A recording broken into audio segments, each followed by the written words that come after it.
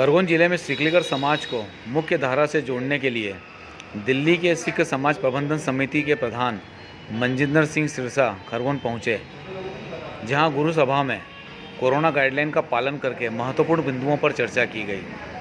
बता दें, खरगोन जिले का सिकलीगर समाज काफ़ी समय से अवैध हथियार निर्माण में लिप्त है। ऐसे में श्री सिरसा ने लोगों की समस्याओं को सुना और उचित उपाय बताए, जिसके संबंध में इस विषय पर शासन से चर्चा करने की बात भी कही।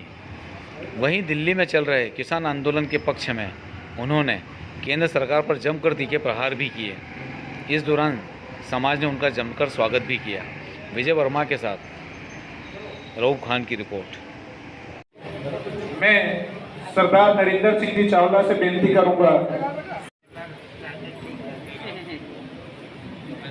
पीड़ित हो रहा है।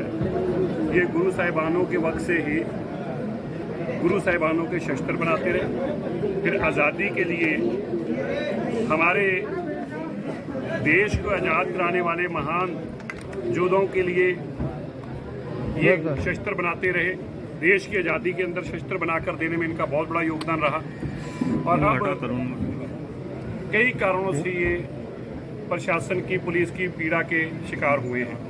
इसकी जानकारी श्रोमणी अकाली दल के प्रधान सरदार सुखबीर सिंह जी बादल साहब और जथेदार श्री अकाल तख्त साहब तक जब पहुंची, हमें भी यहाँ के लोगों ने संपर्क किया, तो हमने सरदार मनजीत सिंह भाटिया जी जो कि प्रधान है इंदौर से, उनसे संपर्क साध कर हम यहाँ पर पहुँचे। अभी बातचीत कर क्या हो सकता है सरकार के माध्यम से, आर्थिक तौर पर और सामाजिक तौर पर भी हम इनके साथ खड़े हैं और इनके मसलों का हल करने के लिए हम यहाँ पर पहुँचे। कई बार सर पुलिस ने समझाइश भी दी और उसके बाद में कई बार इनकी मीटिंगें भी हुई, लेकिन कुछ लोग गलत हो भी सकते हैं, ऐसा नहीं है।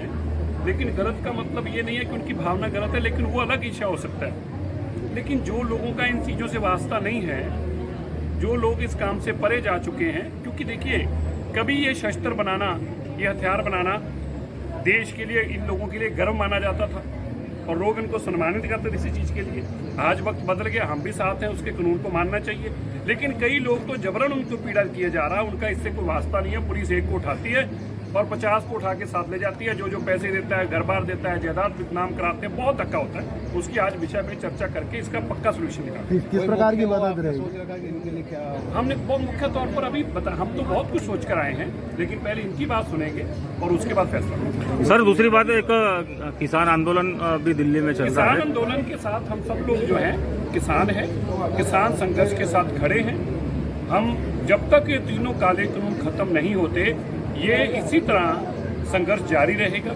और संघर्ष को रोकने के लिए सरकार ने बहुत सारे हथकंडे अपनाए हैं। कभी इनको खालिस्तानी कहा जाता है, कभी आतंकवादी कहा जाता है, कभी ये कह देते हैं कि लड़ने के लिए आए हैं, देश को तोड़ने के लिए आए हैं। सब वो काम किए जाते हैं जिससे किसान को बदनाम किया जा सके। लेकिन इन सभी हालातों के बावजूद किसान इस बात के ऊपर बेजिद है, किसान इस बात के ऊपर आगाह है कि मुझे अपनी बच्चों के लिए और अपनी आने वाली पीढ़ियों के लिए इंसाफ लेकर ही